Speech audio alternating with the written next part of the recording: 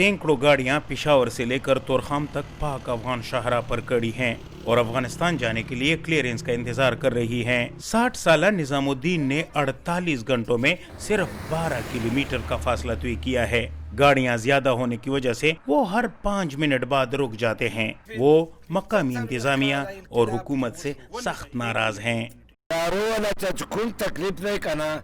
अफगानिस्तान में 40 साल से ज्यादा अरसे से जंग जारी है, लेकिन न इस तरह के लुटेरे और चोरों से वास्ता पड़ा है और न ही इतने पैसे खर्च होते हैं जितना यहाँ लोग तंग करते हैं और न हक रिश्वत लेते हैं। पूरी जिंदगी में राहत और सुख देखी ही नहीं, पता नहीं कैसी जिंदगी है।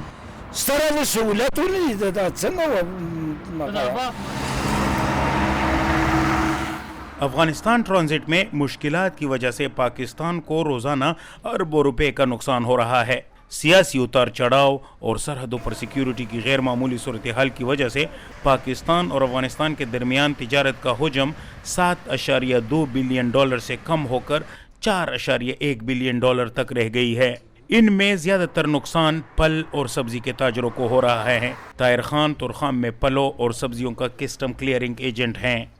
2014 में 1600 तक गाड़ियाँ भी अफगानिस्तान के लिए जाती थी, लेकिन आजकल 100 गाड़ियाँ भी बॉर्डर के इस पार नहीं जाती। हमें कहते हैं कि हर गाड़ी की पूरी चेकिंग करना होगी, लेकिन यहाँ तोरखाम में सामान रखने की गुंजाइश ही नहीं। तोरखाम में कस्टम क्लियरेंस के अमले और दीगर इदारों ने DW से बात करने से माजरत कर ली और कहा कि उन्हें मीडिया से बात करने की इजाज़त नहीं है। Farid Khan all Torkham custom clearing association के जनरल सेक्रेटरी हैं और वो इसी इलाके के रिहायशी हैं। वो कहते हैं कि तोरखाम में हजारों मजदूर काम करते थे जो अब दर्जन भर रह गए हैं। होटल और दीगर कारोबार भी ठप होकर रह गए हैं।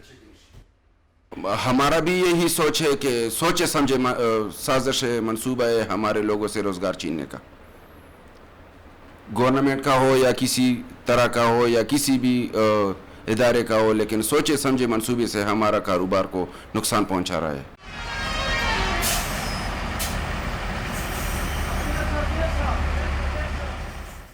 तोरखाम तक पहुंचने वाले ट्रक ड्राइवर्स को रास्ते में भी कई मसाइल का सामना रहता है।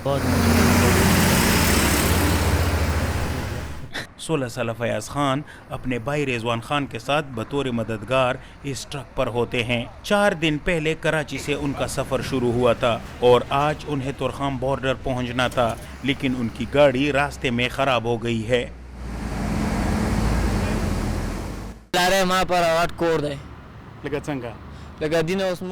ये गाड़ी मेरे लिए घर जैसी है। ये मेरे घर वालों, बहनों और माँ के लिए रिज़्क़ का वसीला बनी हुई है। ना हमारी कोई दुकान है और ना दीगर कोई रोजगार का वसीला। अगर ये ना हो तो हमें बहुत मुश्किल होगी।